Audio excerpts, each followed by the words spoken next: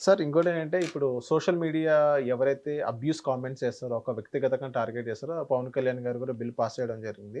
So, దీనిపైన RGV గారిని గానివ్వండి, ఇంకా చాలా మందిని అరెస్ట్ చేయబోతున్నామని వాళ్ళందరికీ నోటీసులు కూడా ఇవ్వడం జరిగింది. సో, అందరూ బెయిల్ కూడా అప్లై చేసిన పరిస్థితి మనం చూస్తున్నాం గదా!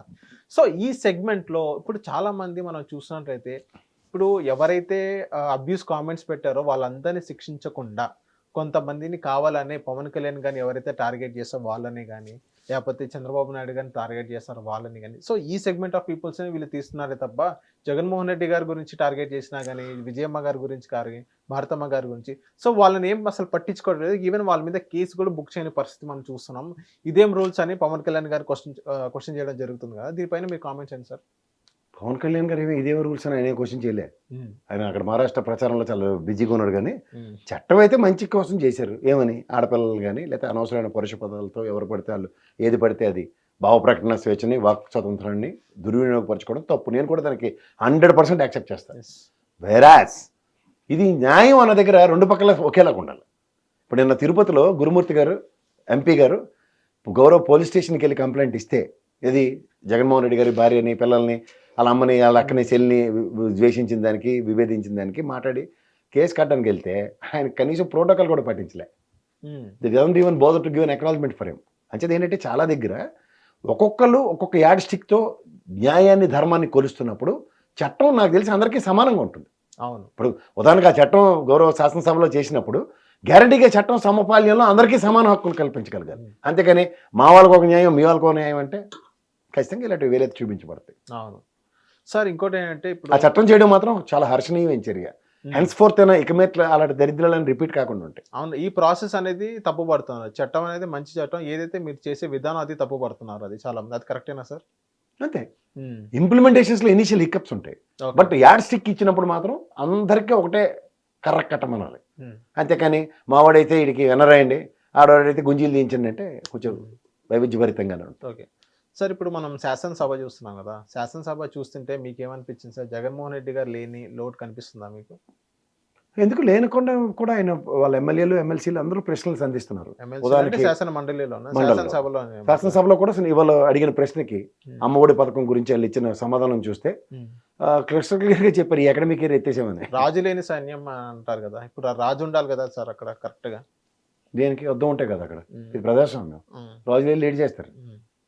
ప్రజాస్వామ్యం ఉండాలి కదా సార్. ఇప్పుడు ఏమని ఉండాలి? విపక్షం ఈవెన్ పులివెందల గురించి కూడా మాట్లాడాలి సంఘటన వచ్చింది. ఆ సిచ్యువేషన్ వచ్చింది. అప్పుడు పులివెందల ఎమ్మెల్యే కూడా ఉండాలి కదా! ఉంటాడు. పులివెందుల సమస్య వచ్చినప్పుడు, పులివెందులకి ఇది అన్యాయం జరిగినప్పుడు ఖచ్చితంగా పులివెందుల అంటే పులివెందలు ఇప్పుడు ఎటువంటి సమస్యలు మొత్తం సస్యశ్యామలంగా ఉందని మీరు భావిస్తున్నారు? ఎందుకు ఆయన ఈ పులివెందుల్లో ఆయన పుట్టిన కాడి నుంచి వాళ్ళ అమ్మ, వాళ్ళ నాన్నగారు, ఈయన ఎమ్మెల్యే, ఎంపీలు ఉన్నారు అక్కడ. ఆ పులివెందులు గేట్ చేయాలి, అప్పుడు చేసుకోకుండా ఉన్నాడు ఆయన. ఆ నియోజకవర్గాలు ఉందో మిగిలిన నియోజకవర్గాలలో ఒకసారి చూసుకోండి. కుప్పం ఒకటి, పులివెందులు ఒకటి ఒకసారి చూసుకుని రండి. అంచేత పులివెందుల్లో ఏం చేయాలో, పులివెందుల్లో ఏం చేయకూడదా ఆయనకి బాగా తెలుసు.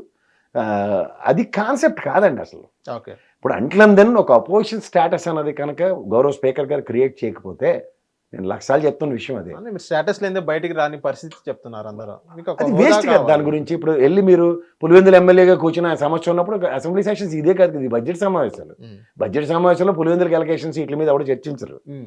కొన్ని ఆన్గోయింగ్ ప్రాజెక్ట్స్ ఏవైతే ఉంటాయో దానికి సంబంధించిన అవసరాలు. ఇప్పుడు నేను ఉదాహరణకి పులివెందుల మెడికల్ కాలేజ్ అయింది. హ్మ్. సత్యగారు నిలబడి ఆయన మెడికల్ మినిస్టర్గా ఏం చెప్పాడు?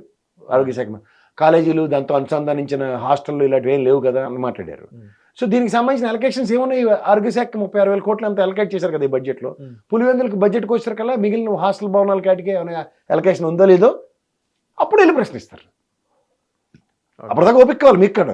అంతేగాని అపోజిషన్ లేదట, అలా భౌగోళిశాలలో అదే చర్చ. అపోజిషన్ అన్నది ఎందుకు అడుగుతున్నారంటే, ఉదాహరణకి ప్రతిపక్ష హోదా ఇస్తే గౌరవ ముఖ్యమంత్రి గారు ఒక సమాధానం, లేదా గౌరవ మంత్రి గారు ఒక సమాధానం చెప్పిన దానికి కాంట్రడిక్షన్స్ ఉంటాయి. ఇప్పుడు ఉదాహరణకి అమ్మఒడి ఆన్గోయింగ్ ప్రాజెక్ట్ ఎగ్జాంపుల్ చెప్తున్నాను. లాస్ట్ అకాడమిక్ ఇయర్లో ఎంతమంది పిల్లలు ఉన్నారు, ఇవాళ అటెండెన్స్ని బట్టి ఆ ప్రోగ్రామ్. ఎందుకంటే జగన్మోహన్ రెడ్డి గారు మీరు గమనించలేదు, ఈ నవరత్నాల పథకాలు ఎవరు ఆపలేరు ఇట్లా అన్నారు. ఇది ఆపి చూపిస్తున్నారు. అది క్వశ్చన్ చేయబడుతుంది. అందుకని ఇవాళ అడిగిన ప్రశ్న కూడా అదే. ఎంతమంది ఉన్నారో డేటా లేదని కథలు చెప్తున్నారు కదా. కథలు ఎందుకు వస్తున్నాయి? వాస్తవాలు ఏంటి? గత ప్రభుత్వంలో ఎంతమంది ఉన్నారు? 24 లక్షల పైచీలకు పిల్లలకి ఇచ్చారు. ఈ ప్రభుత్వంలో మహా అయితే అటెండెన్స్ లేని లోపంలో కొంతమంది, లేదంటే స్కూల్ రాష్ట్రం వదిలి వెళ్ళిపోయిన వాళ్ళు మైన్యూట్ పర్సెంటేజ్ ఉంటారు కదా. ఆన్ బ్రాడర్ ప్రాస్పెక్ట్ 24 లక్షల మందికి ఇచ్చే డేటా మీ దగ్గర లేకుండా ఉందా అన్నది పెద్ద ప్రశ్నగానే ఉంది. ఇంకెక్కడి నుంచి అక్యుములేట్ చేస్తారు? మహా అయితే వీళ్ళు చెప్పిన ప్రకారం స్కూల్కి వెళ్తున్న 24 లక్షలు కాకుండా కొత్తగా బడిబాటు పెట్టిన వాళ్ళు. ఇదే ఈనాడు పేపర్ గతంలో రాసింది కదా, 154,000 పైచీలకు ప్రైవేట్ స్కూల్ నుంచి గవర్నమెంట్ స్కూల్స్కి వచ్చారని. అవును. So data is available, but they don't want to present in proper direction. అవి ప్రశ్నిస్తారు. అవి కూడా ఎవరికి వస్తుంది? గోల్డెన్ ఆపర్చునిటీ, అపోజిషన్ స్టేటస్, లేకపోతే లీడర్గా గుర్తించినప్పుడు. మేము గుర్తించమంటే ఆనాటి 26 స్థానాలకి ఎంతకు పరిమితమైన కాంగ్రెస్కి రామారావు గారి గవర్నమెంట్లో జనార్దన్ రెడ్డి గారికి ఆ గౌరవం ఇచ్చి మాట్లాడించగలిగారు. ఆ గౌరవం ఇస్తారని చెప్పండి. భరోసా ఇది. రెండో సమావేశంలోనే మొదటి రోజు, మూడో రోజు ఓ ప్రశ్నకి ఫిజికల్ ప్రెజెన్స్ లేనప్పుడు ఆ ప్రశ్నకి సమాధానం ఎందుకంటే ఒక ఎమ్మెల్యే కూడా లేదు కదా అక్కడ. ఉండాలని ఏమైనా రూల్ ఉందనుకుంటున్నారా? ఉండాలి కదా సార్. ఇప్పుడు ఎమ్మెల్యే అయినప్పుడు, మెంబర్ ఆఫ్ లెజిస్లేటివ్ అసెంబ్లీ అయినప్పుడు అక్కడ వన్ ఆఫ్ ది మెంబర్ ఉంటేనే కదా. ఎవరు ఒకళ్ళు ఉన్నా కానీ ఇప్పుడు అది కంటిన్యూ అవునండి. చేస్తారు. బడ్జెట్ సమావేశాలు క్వశ్చన్ అడిగిన వ్యక్తి కూడా అక్కడ ఉండాలి. 5 ఏళ్ళు ఇంకా ఉందండి గవర్నమెంట్. 5 ఏళ్ళలో ఎన్ని సమావేశాలు ఉంటాయి? అప్పుడు నియోజకవర్గ సమస్యల మీద వెళ్ళి మాట్లాడడానికి అప్పుడు ఉంటుంది. ఈ బడ్జెట్ బ్రాడ్ ప్రాస్పెక్ట్ లో స్టేట్ అంతటికి ఎంతెంత ఎలకేషన్స్ ఉన్నాయన్నది బడ్జెట్. దాని మీద మీరు మాట్లాడకుండా జగన్మోహన్ రెడ్డి ఏమోకలేనా డొంకటి గడిచిందని జగన్మోహన్ రెడ్డి పార్టీ సమావేశం రాలేదనేది పెద్ద ఎజెండా పాయింట్. జగన్మోహన్ రెడ్డి గారు భయపడుతున్నారు అసెంబ్లీకి రావడానికి. ఎవరికి భయపడతారు ఎవరన్నా? హిట్ టీవీ యాప్ ని డౌన్లోడ్ చేసుకోండి. ఇందులో short news, live news, entertainment movies అన్ని అవైలబుల్ గా ఉన్నాయి. Please download Hit TV app. Hit TV app. Hit TV యాప్ని ఫ్రీగా డౌన్లోడ్ చేసుకోండి.